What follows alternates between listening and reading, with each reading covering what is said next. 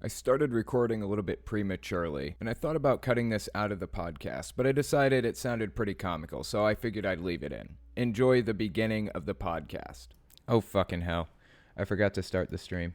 Son of a bitch. You know what? I should check my checklist real fast. Where is my checklist? Okay. Write a description, make a thumbnail. All right, I'm going to preview.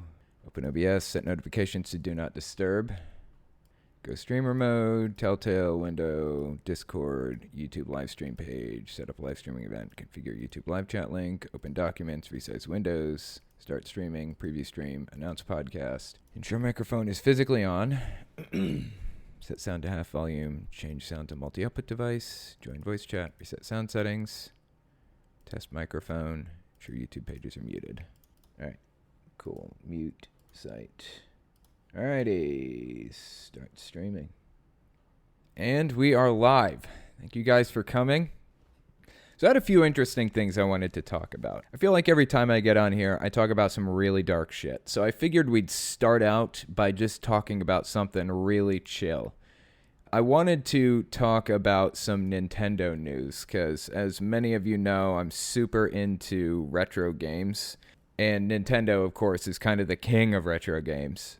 So I figured we'd take a look at this interesting website. Apparently, Nintendo is facing a class action lawsuit. This website is at digitaltrends.com. It was written by Aaron Mamet just yesterday. So here's what it says. A law firm based in the U.S. has filed a class action lawsuit against Nintendo over the drifting issues that have plagued the Joy-Con controllers of the Nintendo Switch. The law offices of Chemical, Schwartz, Kreiner, and Donaldson Smith, CSK and DS, wow, that's a long name, moved ahead with the lawsuit after gathering information from players who are experiencing the problem. In the lawsuit, which was filed in the U.S. District Court of the Western District of Washington, CKS and DS, which is a law firm, alleges that the joysticks on the Joy-Con controllers are defective. The problem results in drifting, which is when the controller registers movement with the user when the user is not controlling the joysticks. This interferes a great deal with gameplay, especially in games that require precise controls, such as Super Mario Odyssey and Super Smash Bros. Ultimate, which are first-party titles. Both of those games were made by Nintendo. They're major franchise titles. The complaint, filed on behalf of purchasers of Switches and Joy-Con controllers, brings claims under various consumer protection statutes as well as various warranty and common law claims. I'm so glad they're doing this. The very first, I bought a Switch for Kylie 2 years ago for Christmas or something like that.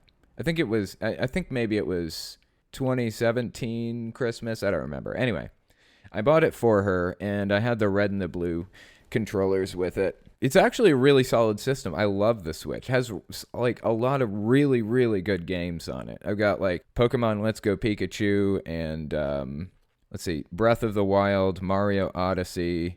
What's the one? It's Splatoon 2. Just a bunch of games, really solid games. But after a really short time, surprisingly short time, like a few months, the Joy-Cons started drifting. I'm playing Breath of the Wild and the camera's turning. It was like, what is going on? I must have gotten defective controllers. So I go out and I buy new black controllers. 2 black controllers, and guess what? They're defective too. They're doing the exact same thing. And it's not just that. They can't seem to stay connected. They keep disconnecting and missing inputs and stuff. I have to be within 2 feet of the Switch to use the Joy-Cons. They're absolutely terrible controllers. I don't know how Nintendo put their name on something so terrible. It's embarrassing. So anyways, continuing on with the article, says the reason behind the Joy-Con drifting issue is still undetermined, though theories include dust accumulating under the joysticks and hardware defects. Nintendo Switch owners who have started experiencing the problem have taken things into their own hands. One commonly suggested solution is to clean the area underneath the joystick with either compressed air, cotton swabs and alcohol, or electrical contact cleaner spray. Another fix for tech-savvy gamers to replace the Joy-Con joystick entirely. Yeah, I actually bought a new joystick because the joystick itself is like $5 or something on Amazon.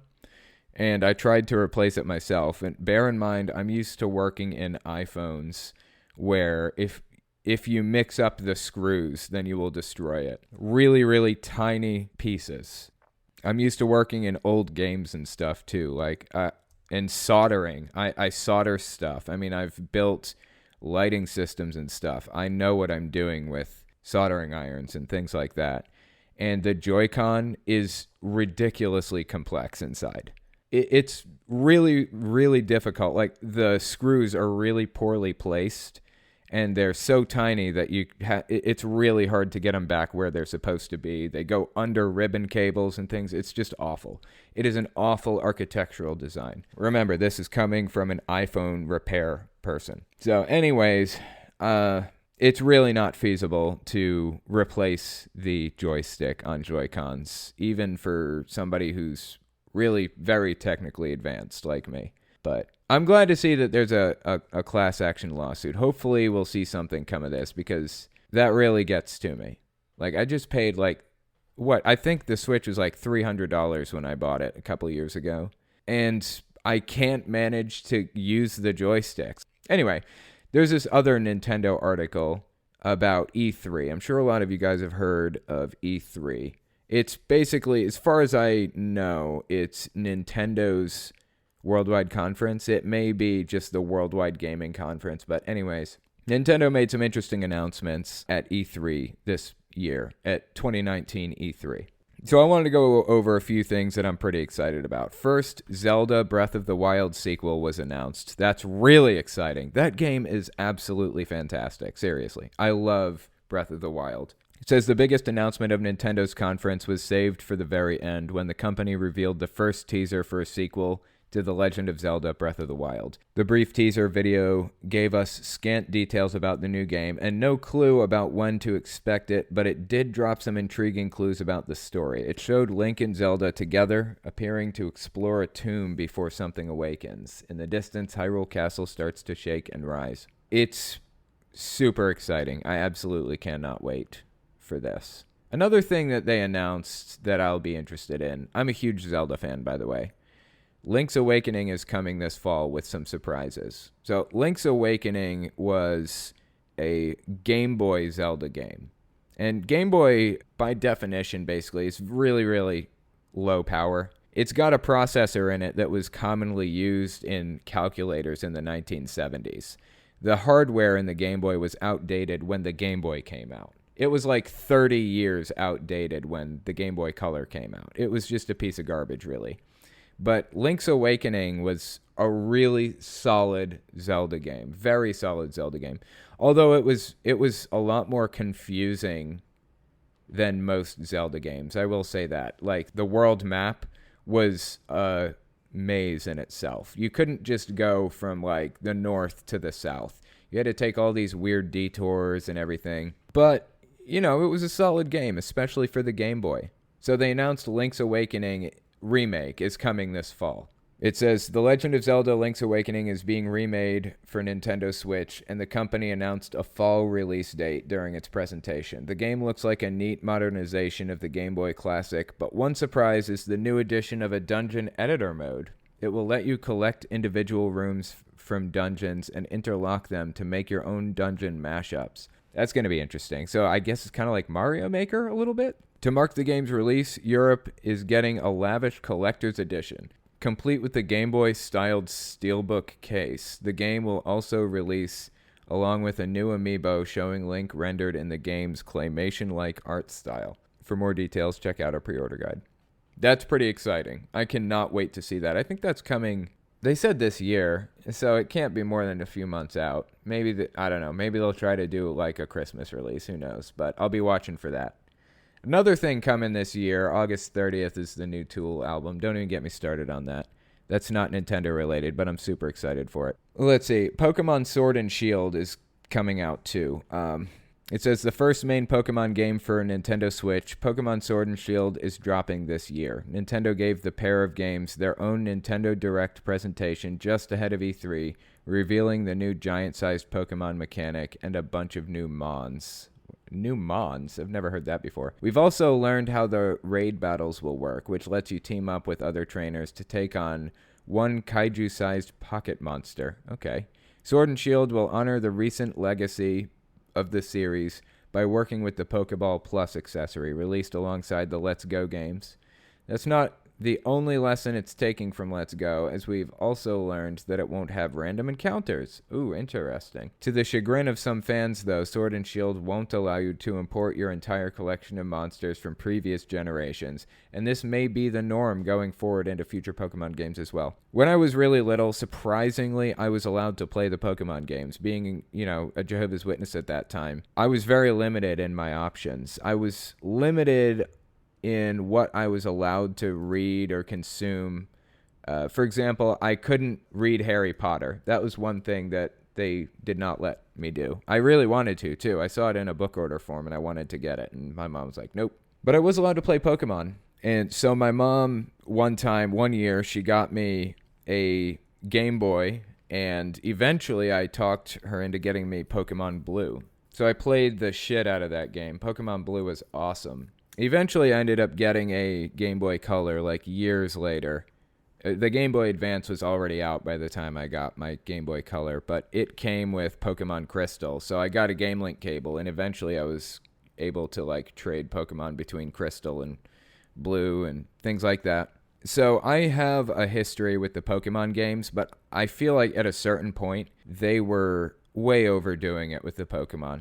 There's a trash Pokemon. It's just ridiculous. Some of the Pokemon that they've designed are just garbage. Literally garbage, some of them. So Pokemon has kind of lost my interest at this point. I do like the remakes, the remakes of Blue and Red. I liked Fire Red and Leaf Green. Absolutely fantastic games. I can get on board with Heart Gold and Soul Silver, because they kind of still follow the same storyline and things. And this is before they had 16,000 Pokemon out. And also, I liked Let's Go Pikachu and Let's Go Eevee. Those were basically remakes of Blue also. I'm not sure how I feel about the battle system with those two. Let's Go Pikachu and Let's Go Eevee were a little bit different than other Pokemon games in the sense that when you do random encounters, you're not battling random Pokemon. You're trying to catch random Pokemon. Even if you already have it, doesn't matter. Every time you catch a Pokemon, your experience goes up. So you're not fighting them, you're catching them. And it's a different strategy from previous Pokemon games, and I don't really know how I feel about it. I mean, it works, but I really liked the battling system a lot. So, anyway, I did end up beating Let's Go Pikachu, I think. I had 8 badges or something. I was really far into that game when I stopped playing it. But anyway, it's an alright game. I'll just stick to Fire Red and Leaf Green, honestly. Those are the main announcements that I wanted to cover with E3 and with Nintendo, things like that. There was one more thing, though. Apparently, the Nintendo Switch may soon add retro games from from other classic systems. This is from that same guy, Aaron Mamet, on digitaltrends.com. According to him, Nintendo is adding basically a virtual console tantamount to the Wii virtual console, where they're giving you the ability to play retro games on the Switch, which is really, really cool. It says the online subscription service for the Nintendo Switch may soon add more titles to its collection of retro games.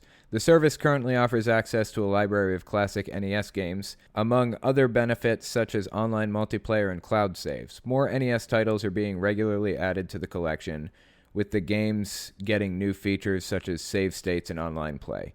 Nintendo Switch Online subscribers, however, have longed for the inclusion of games from other classic platforms, such as the Super Nintendo, N64, and GameCube. While there's no timetable, it appears that Nintendo is at least considering the expansion of the service's retro collection. Here's my issue with this, okay? I don't believe in piracy. I will say that up front right now. I don't believe in piracy. I have to say that as a public figure, if not just a regular individual.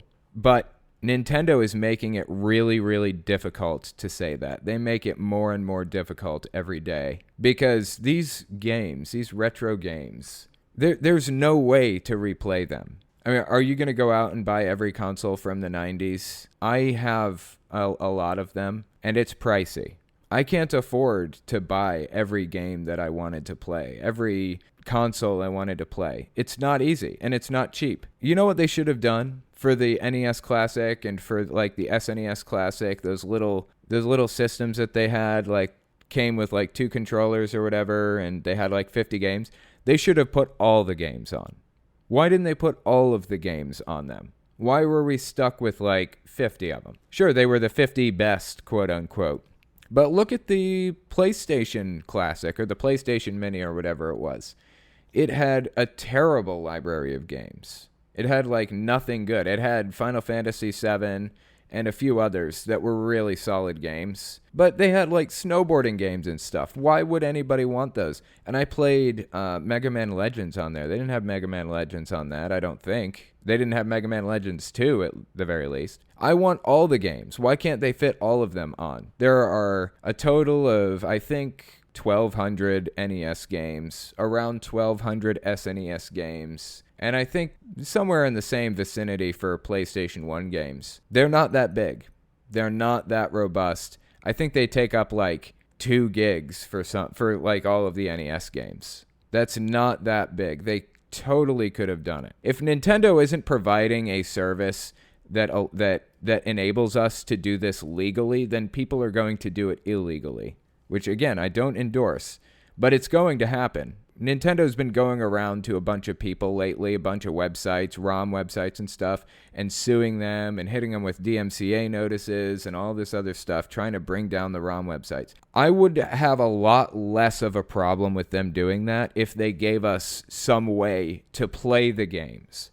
If they gave us a way to play them that didn't require us to buy them, again, from generation to generation. Like the Wii Virtual Console games, you could buy them and play some of them. But now the Switch Virtual Console is completely different. I don't even know if it's a Virtual Console. It's a completely different system. You have to buy that stuff again. It's a waste of money. It's a waste of time. And Nintendo's totally dropping the ball on retro games. Somebody asked me, have you ever seen the podcast, The Atheist Experience? I was thinking of getting into it, but I want to hear your opinion first. Yes. I know all of the people involved in the Atheist Experience. I personally know Matt Dillahunty. I've hung out with him, and I know just about everybody on the show. I know a lot of the ACA members. I know the ACA board members even. I know the president of the ACA. I know all of them. The ACA, by the way, is the nonprofit that runs the show, The Atheist Experience. I respect The Atheist Experience a lot, actually, as a show. Like, over the past few years, I've listened to every episode of The Atheist Experience. And it's taught me a lot about logic and reasoning and things like that. A lot. It's definitely worth the watch, if for no other reason than that. Really, really solid education on logical fallacies. They talk about it all the time, and the laws of logic. And of course, Matt Dillahunty does a bunch of debates with, by the way, Matt Dillahunty is on The Atheist Experience. He's one of the main hosts. He does a lot of debates with people, with creationists and stuff, Matt Slick and others. And he talks all about logic and stuff with it. It's super fascinating. I would suggest you get into The Atheist Experience. Yes, it's a really cool show. Watch their old backlog. I feel like The Atheist Experience now is a little bit different from when it was like a public access call-in show. If you can find the public access call-in stuff, it's really, really fascinating. On a more personal note, there's been some drama going on with like The Atheist Experience, the ACA, and Rationality Rules, and a bunch of others. Generally, I just try to steer clear of drama. I see the value that The Atheist Experience provides just in the education that it gives and things like that, and I'm not going to get all caught up in drama. Appreciate what it provides. All right, I don't like Sam Harris. I don't like some of the things that Sam Harris says and does. I think he takes some really shitty positions sometimes. But his book, Letter to a Christian Nation, was absolutely superb. I can appreciate the work he does and still think that he's had some really hot takes. I can still criticize him for those hot takes, but also appreciate the work that he does. Now, honestly, I think that I'm not going to get into the drama with the ACA and everything, but yes, I would endorse The Atheist Experience. And honestly, I would endorse the ACA also. They do good work. Everybody on that board currently stands for trans rights and gay rights and everything else. They are all progressives. I know them all personally, and they are all on the same page as I am with rights for oppressed groups. So take that for what you will. First up from Vance Man, what do you think of Cyberpunk 2077? What do I think of Cyberpunk 2077? I don't think I know of that. This must be like a new system. I just pulled it up. If you're listening to the podcast and not watching it, I just pulled it up on my screen to give it a read. I guess it was announced in May 2012. In 2013, a teaser trailer was released, reaching 12 million views by June 2018. The game was confirmed for Microsoft Windows, I guess, in 2018, and then for the PS4 and Xbox One at E3 2018, where they revealed a second trailer and a media-exclusive pre-alpha gameplay demonstration. Jeez, they announced it in 2012, and they're just now getting to releasing it? That's nuts. That's forever. That's like an 8-year turnover or something like that. Yeah, I haven't heard of that, but it seems pretty cool. Anyway, do you have another question for me? For sure.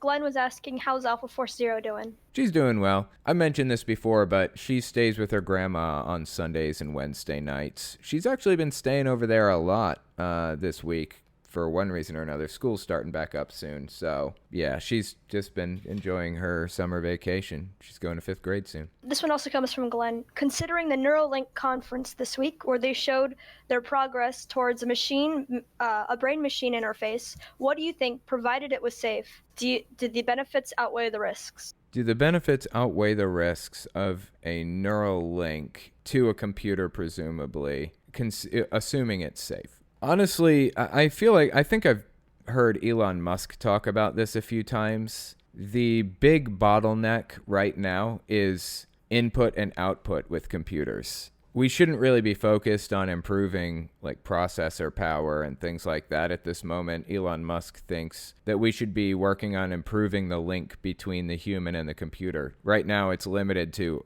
how fast we can type and how fast we can read, pretty much. He feels that we should link it into our brain more efficiently in some more efficient way. I don't really have a fear of technology. I would have no issue with that, really. I understand how some things seem intimidating and scary when you don't really understand them, but I don't really fear the unknown. I don't think I ever fear the unknown. Just bring it on, pretty much. We'll see what happens. I am a little bit worried about artificial intelligence and how efficient and how good it's getting and how realistic. And at what point, if we can't tell the difference between a human and an artificial intelligence, or if we can't tell if artificial intelligence is sentient or not, does it deserve rights and things like that? Sam Harris has been talking about that a lot lately, and it's something to consider. The progressive should be all for rights for artificial intelligences. I do have a few super chats here, a couple of super chats, so I wanted to read these. Omega Riley, well, first I'll say Wendy Galecki sent $2. I appreciate that, Wendy. She said, wish I had more to give, Telltale, love your podcasts, be well, gotta run. Oh, you don't have to give anything at all, really, so I appreciate everything that you guys do to keep me going. Then she said, I am tired, very tired. I haven't slept 2 nights, not a wink. I am crashing. Good night. Wow, that's rough. Go get some sleep. Omega Riley said, just found out I got a new job, so I decided to share the love. Don't forget to like the podcast, everyone. Love you, T-Dog. That's awesome. I'm so glad to hear that. I heard that you didn't have a job last week or something like that. I'm glad to hear that things are going well. That's really, really good. So congratulations on the new job, and thank you for the super chat. That's awesome. Struck by Lightning, Rose, my girlfriend, and the doctor, and I have been playing Borderlands a little bit. Borderlands 2 lately. In fact, I played it. We all 3 played it with Mr. Atheist the other night, interestingly enough. And we were talking about streaming it. I don't know. I would love to stream that. Just like people listening to us talk shit about politics and stuff while we play Borderlands 2. That would be awesome. Omega Riley sent another super chat. That whole speech made me tear up a bit. Damn you, take my money. And then he sent more money. I appreciate the hell out of you, Omega Riley. You were just an awesome dude, for real. Thank you so much. You're the shit. You're my favorite fan at this moment. I am a fan of Omega Riley. Just because he's always here. It's like every podcast, Omega Riley is there in the chat somewhere. And he's an ex-Jehovah's Witness, too. We talk every now and then. He's like making me a bracelet and stuff. I was hoping to get my hands on it, but I think I had a kerfuffle with my mailbox. I fixed it. I hope he didn't mail it and it get returned or anything, because that would kind of suck. But anyways, thank you, Omega Riley. You're just the shit. Lucidus Anime, I think. Lucidus Anime, maybe. Sent $20, says, Shaka Laka, read me out loud. Hestu is supreme and potato makes me proud. That's awesome. Okay. That is a Breath of the Wild reference, and I love you for that. That's really fantastic.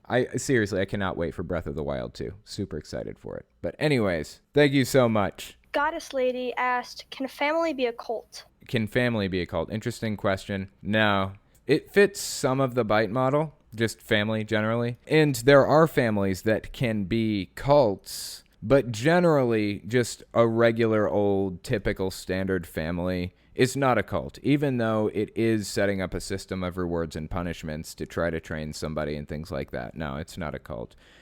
Sometimes I feel like I talk about really dark subjects and I'm trying to lighten it up a little bit with like game stuff and things like that, but for those of you who saw my video earlier on Catholicism, some of you may know of Opus Dei. It's a Roman Catholic organization, apparently. I think it's pronounced Opus Dei. It's actually kind of maybe a dark organization. It's very questionable. So let's just give this a read and see what it says. Opus Dei in the full prelature of the Holy Cross, and Opus Dei, Roman Catholic lay and clerical organization whose members seek personal Christian perfection and strive to implement Christian ideals and values in their occupations and in society as a whole. Theologically conservative, Opus Dei accepts the teaching authority of the Church without question and has long been the subject of controversy. It has been accused of secrecy, cult-like practices, and political ambitions. So I'm just going to read a couple of sections here. History and organization. Opus Dei was founded in 1928 in Spain by Saint Jose Maria Wait a minute. I got to get this name right. Saint Jose Maria Escriva de Balaguer y Albas, canonized in 2002. A priest trained in law, believing that daily life can be sanctifying.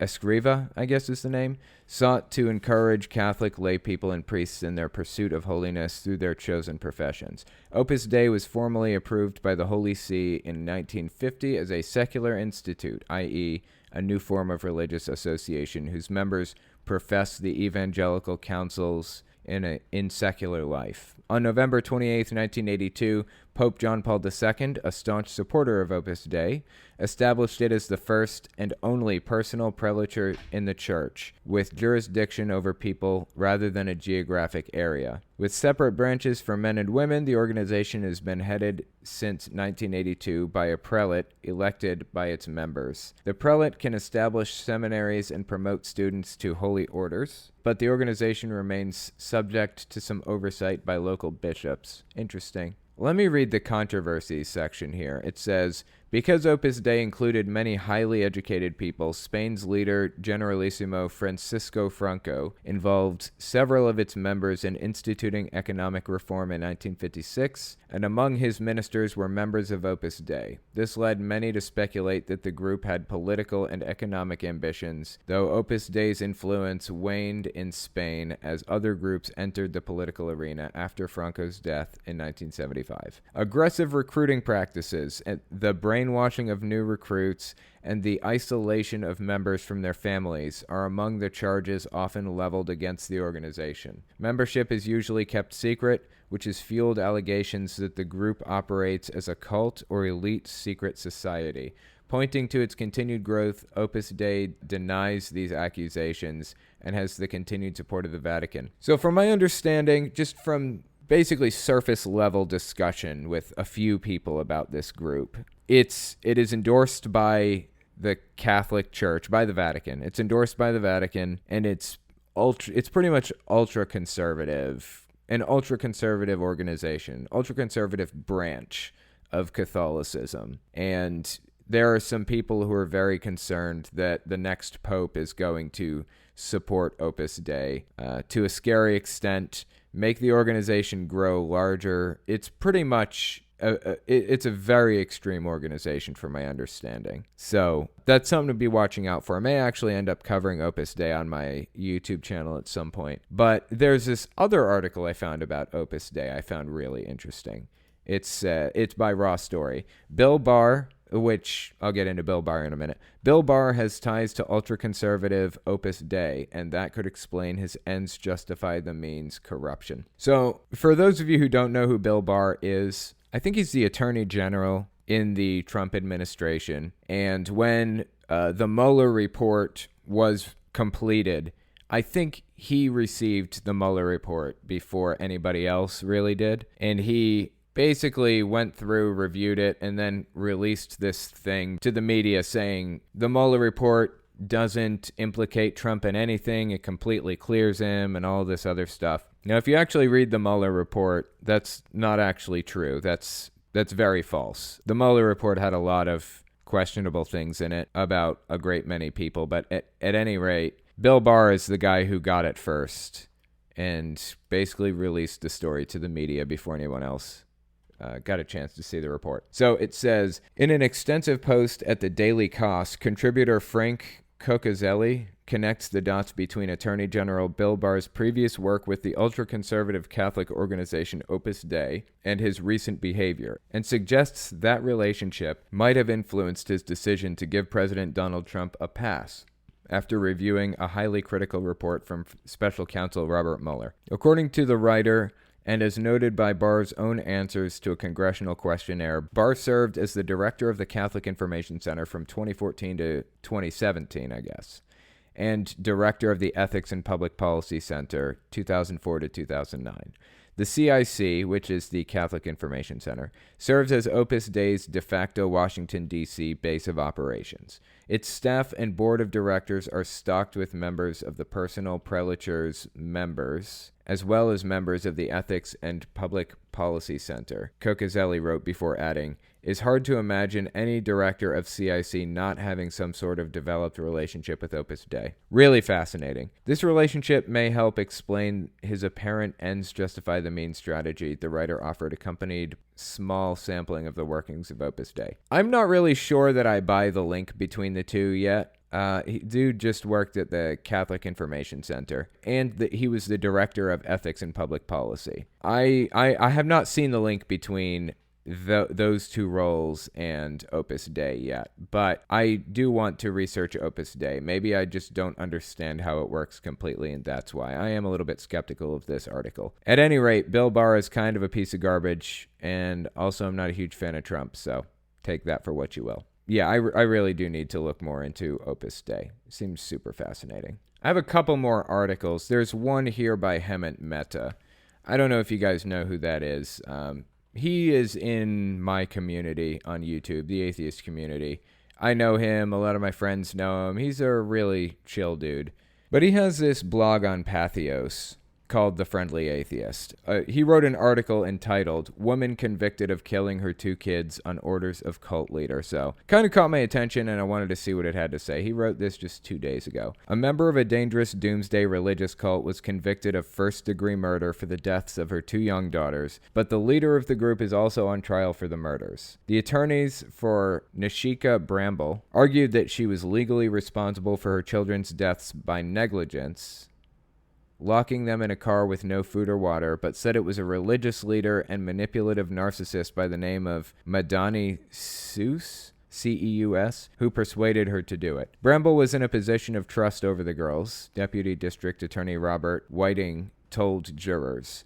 "She knew it would result in their deaths," he said, replaying portions of her recorded interrogation, and said once Ceus had singled her out as unclean, Bramble acted very quickly to save her own life and that of the child she was carrying. Miss Bramble knowingly caused the deaths of the children. She could have avoided that fate, just like she did for herself," he said. This is not a case where someone was the victim of larger circumstances and couldn't control her actions. Really interesting. I have a lot to say about this, actually. Let me continue reading. The ultimate question is how much blame a cult victim should bear if she was pressured into doing something criminal. The brainwashing can't be ignored, but neither should the fact that only one person committed the act. Bramble's defense team claimed Seuss was a cult leader who worked to separate the kids from their mother since they first arrived at the compound, and that there was no way Bramble had complete control over her actions. They insisted the complete submission to Seuss was part of the program. Her attorney said, as absurd as people outside of the loose-knit family band might have found it,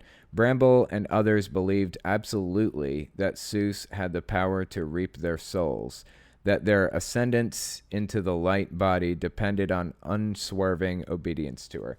Bramble had acted on Seuss' orders out of fear, attorney Harvey Palefsky said. What this case is about is the illusion of free will, Palefsky said. Interesting. The defense team brought in cult expert Janja Lalick, I've never heard of them before, to testify, and she explained that cults work only through devotion to a charismatic figure like Seuss. Still, it wasn't enough to save Bramble. She was eventually convicted. All right, I do have a lot to say about this. I'm sure a lot of you guys know that, I've talked about this a couple of times on my channel, but I was addicted to substances for a while. And as time went on, I started out as a Jehovah's Witness, and I had all of these moral beliefs and feelings and everything, right? I would never steal, I would never lie, I would never cheat in any way unless it was to benefit Jehovah's Witnesses. But generally, that stuff was kind of built into me from birth, really. I was motivated to be extremely morally upright. And as time went on, slowly but surely, I could see my moral compass eroding as I fell deeper and deeper into addiction. That's what happens. When somebody gets addicted to a substance, their brain starts changing. Their feelings on things start changing. Their ideas and beliefs all start eroding slowly, one day at a time. You give up this one thing, and you're like, well, this isn't that different from that. So you give up the next thing. It's like you're giving up moral ground every day when you're in addiction. That's how it works. And in many ways, cults work the exact same way. You can sit here and say, how can a mother do that to her kids? That's so wrong. And you can say the same thing about my mother. How can a mother do that to their kid? Stop talking to them like that. That's so wrong. I would never do that. But think about this. You're taking one short logical step at a time. One short logical step. And all you need is just one little piece to be off in that logic, and it sends you on a completely different path. All you need is one little piece of logic. Just take it for granted. Okay, the Bible is true. Let's just say the Bible is true. Everything in the Bible is true and was written by God. Let's just start from that starting point, assuming we're a religious person, okay? Assuming we're a Jehovah's Witness. Once you start from that point, you take one more logical step at a time. You see in the Bible it says you're not even supposed to dine with a man who doesn't believe in God. Now, they're leaving out the next letter that Paul wrote where he says, never mind, I'm sorry, you don't want to cause undue sadness to people by shunning them. They're going to ignore that. You don't need to see that. That one twisted little logical step where it just leave everything else out and say, the Bible says don't even eat with an apostate. Just take that and ignore everything else. That's one small logical step. And the moment you take that logical step, the moment you accept that logical step, everything else falls into place, and everything else Jehovah's Witnesses do makes sense. It's wrong, but it makes sense. You can understand how they got to where they are, even knowing that it's wrong that they got there. And that's how it works. It's a lot like addiction in that way. It's just short logical steps. It's short erosions into immoral behavior where you can justify each small step into immoral behavior, like shunning, like stealing to provide yourself with what you need to stay addicted. So we sit here and look at the end result of that brainwashing. This woman killing her kids, for example. We're sitting here and looking at the end result of those logical steps, but we're not looking at the progression. We aren't looking at the logical steps that it took for her to decide that that was the right thing to do. If we switched bodies with her, atom for atom, there would be nothing extra that's us. There is no extra thing, no extra willpower in us that isn't in her. There's no extra special soul or something in us that isn't in her. She takes logical steps just like every other human. If you had been in that intensive brainwashing type of situation, if I had been in that intensive brainwashing situation, there's nothing unique about me that would have been able to resist the brainwashing if I hadn't grown up understanding that that's how it works. Now, I know a lot about cults, so I can say pretty confidently that I probably wouldn't find myself in a situation like this personally. But a lot of people do. A lot of people do. Millions. Billions, maybe. They find themselves making these short logical steps and doing immoral things in the name of morality all the time. Now, this is an extreme example, but I am hard pressed to judge somebody for doing something under the influence of a cult. They've taken her autonomy away. They've taken her consent away. She is, for all intents and purposes, a robot following instructions and doing what she believes to be the right thing. Just like my mom is. She has completely abandoned me. I don't even talk to her. But she thinks she's doing the right thing under the influence of a cult. She thinks she's doing the right thing. I find it really difficult to blame my own mother for all of the pain that she's put me through. I find it really hard to blame her for that, and really hard to hate her for any of that, because I was in that mindset too.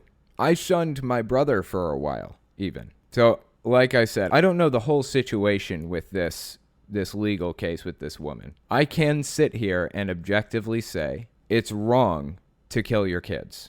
Period. That's wrong. She did the wrong thing. But I really don't understand what she's been through. I don't understand the short logical steps that she has been fed to get to the conclusions that she came to. So I feel like I just have to leave it in the hands of the court system, as unhappy as I am about that. But I would honestly err more on the side of being understanding and protective of the cult member, and try to prosecute the cult leader. I guess that's the end of the podcast. Appreciate you guys coming on and giving this a listen, and I will talk to you next week.